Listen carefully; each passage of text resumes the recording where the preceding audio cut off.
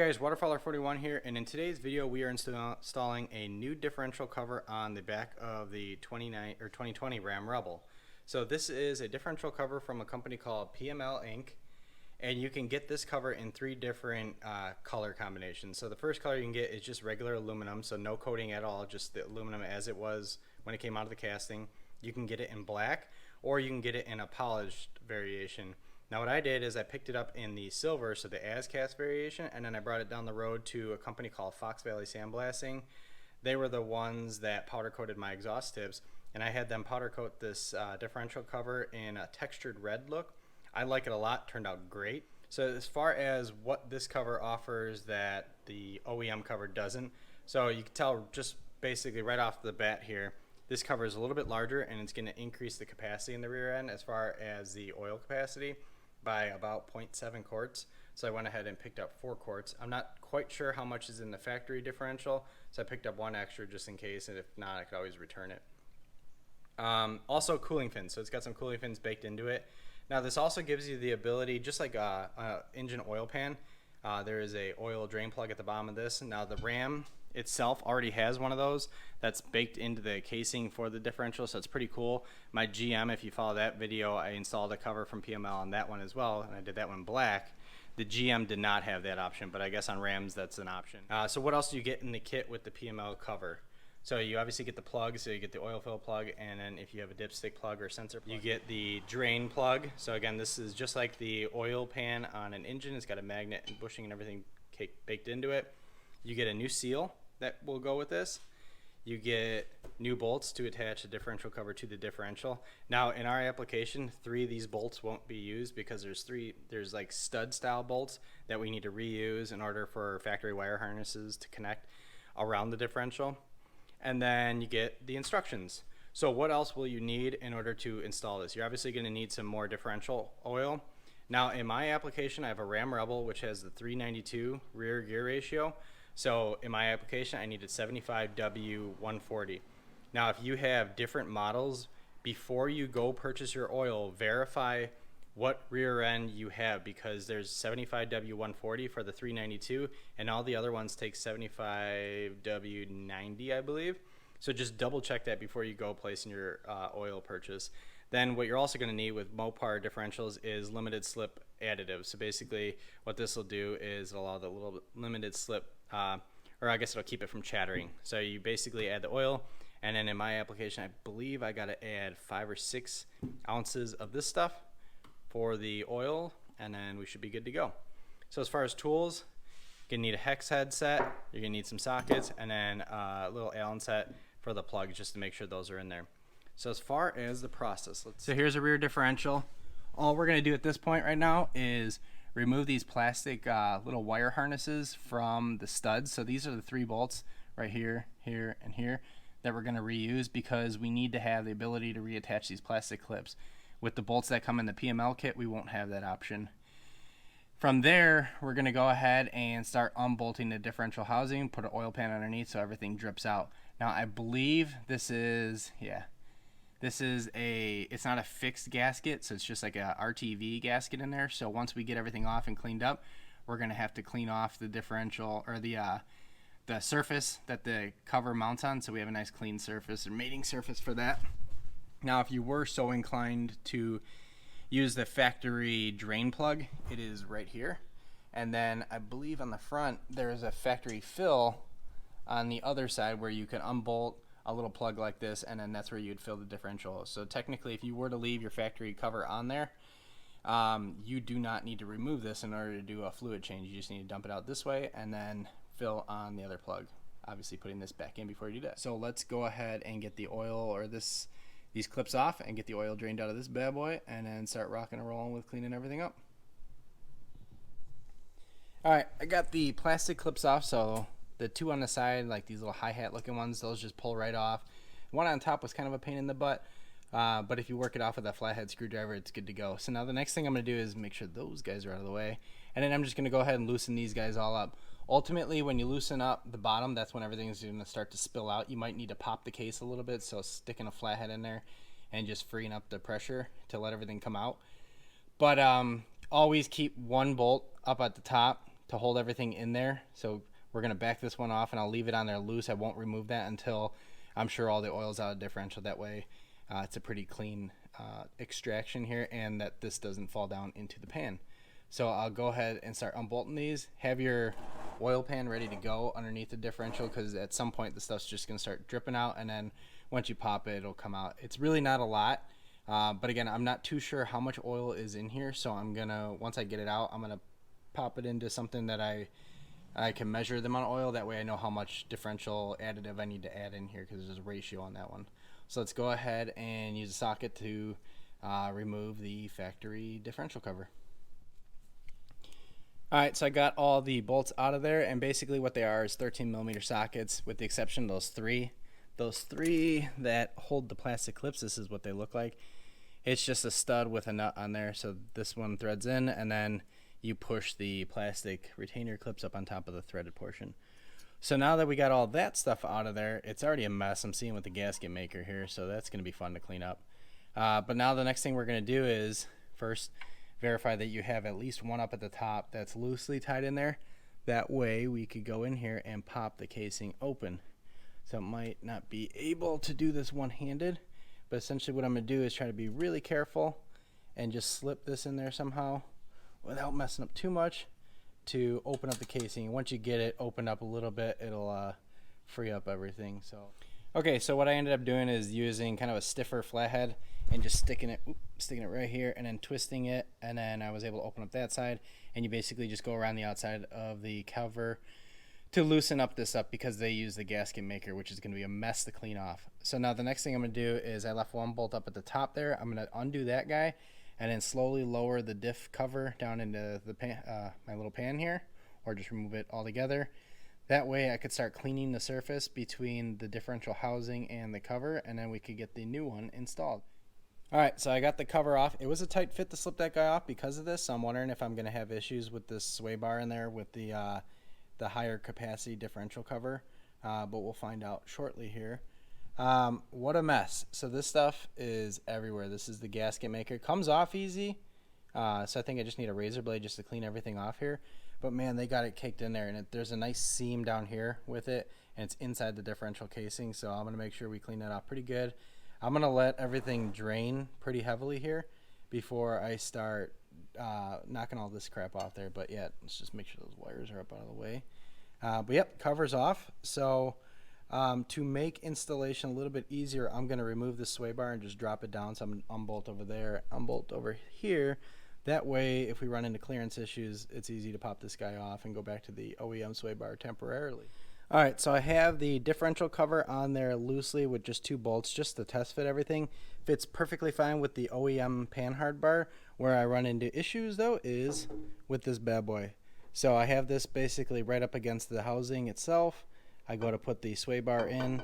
I loosened it up already, so it's just swinging in there. And it's about, let's see, about a ½ inch off of the brackets itself. So it will not work with this differential housing. Since I'm sort of committed with the differential, I'm going to keep rocking and rolling with this guy. I will go ahead and swap out my sway bar here real quick for my factory one, and then we should have plenty of clearance, and then I'll pull this guy off, clean up everything, and then get everything reinstalled. Sort of sucks, but this is such a huge sway bar that it doesn't surprise me that this is getting in the way of that, and I wonder if there's spacers or something like that that you could put on here to free up that gap there. If not, I'll just rock the OEM sway bar for a little while here. But let's go ahead and pull off the sway bar, and then get the OEM one put back on here, so then we could get this differential cover rocking and rolling. Okay, so now that we got our factory differential cover off, that is skinny, low capacity, we are going to put on our new differential cover from PML. So before you do that, make sure that you understand the orientation of the gasket.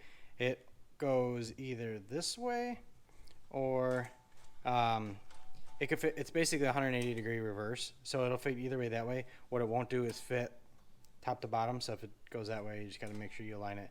And then again, remember, you're going to borrow those 3 stud style bolts from the factory cover, because you need to reuse those since they have the thread on top for pushing the cable ties back on. And then we're going to grab the rest of these, all but 3, to tighten the cover on. So I have the plugs and everything loosely in there right now. I'm going to go ahead and throw this on the truck and then start to tighten everything down. Basically, when you tighten it down, just like a wheel, you want to tighten down here, go across, and just basically make sure that you're tightening down in a star pattern. That way you're pulling everything flat up against the truck nicely. So once we get this guy installed, then we can go ahead and tighten down the drain plug, tighten that smaller plug there, and then open that guy up, and then we could pour in our fluid. But before I do that, I do want to measure how much fluid I pulled out. So what I did here is I took a milk jug and I measured out a quart, or in quart increments up to 3 quarts.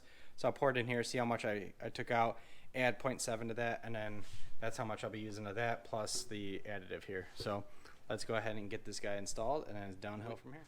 Okay, so we got the oil out of our oil pan. It looks like we removed about 2 quarts. Now, they probably added a little bit more here when I dumped it out because I might have had a little bit of residual oil in that pan, but let's call it 2 quarts just for semantics here.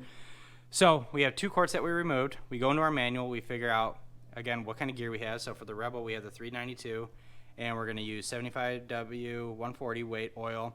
And then we're going to add 5 ounces of the limited slip additive, so part number MS10111.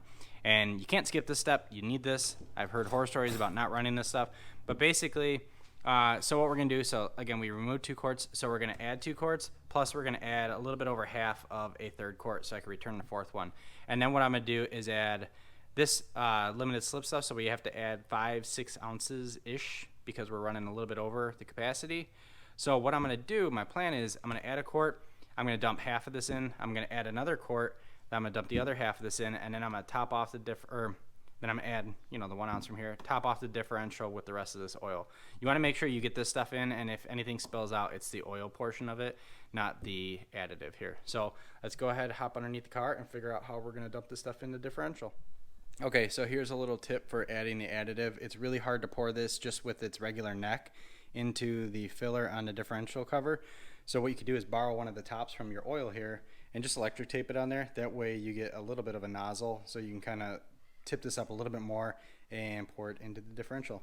So I got 1 quart into the differential right now. I'm going to add most of this guy, and then I'm going to add another quart. Then I'm going to add a little bit of the other additive, and then we'll just top it off with the rest of the oil till it spills out, and then we should be good to go. Okay, so we have the differential cover completely installed and filled with oil.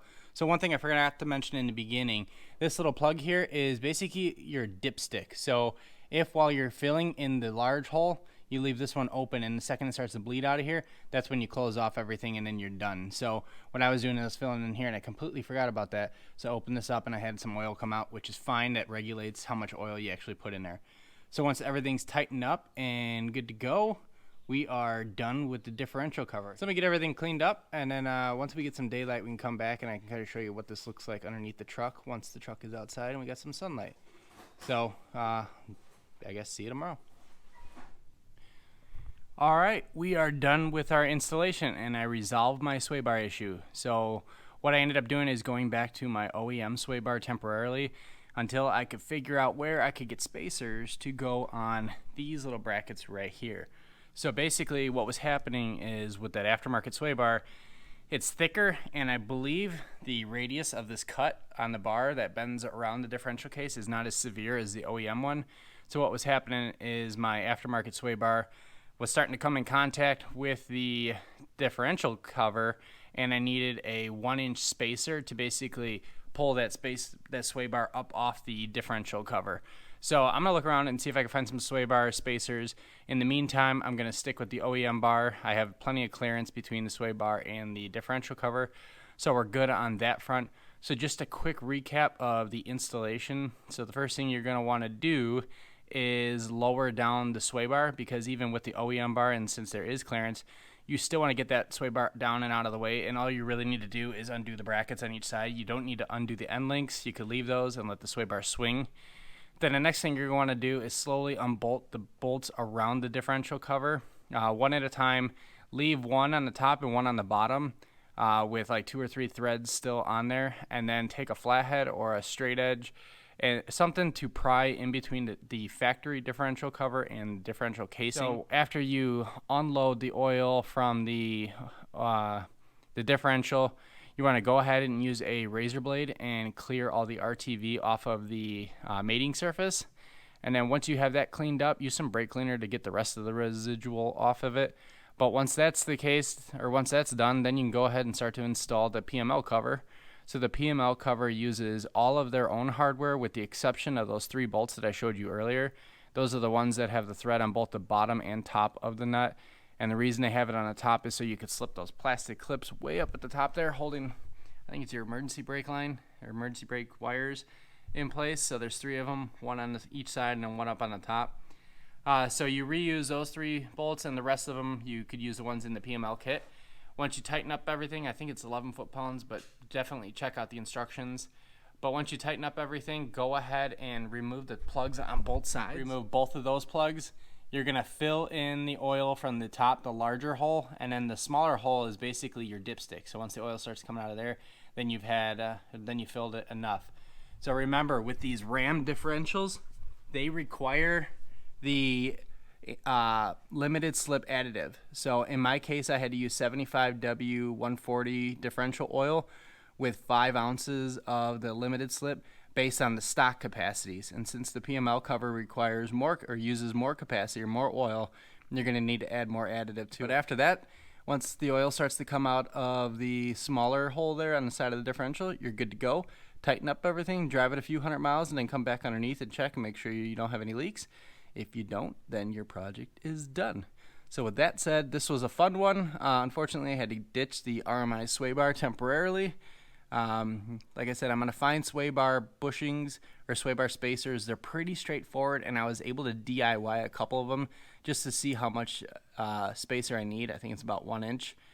But there are some on the market, not necessarily for this truck, but I'm going to work with some of those manufacturers and see if we can figure out which ones work. But with that said, the differential cover is installed. It looks awesome. It's definitely a little bit of color on the Ram. I didn't want to get crazy with red on it, but I do like how the red pops on these white Rams. That said, that's the end of that one. Thank you very much for watching the video. Appreciate it. Like, comment, subscribe. Thanks a lot. Bye.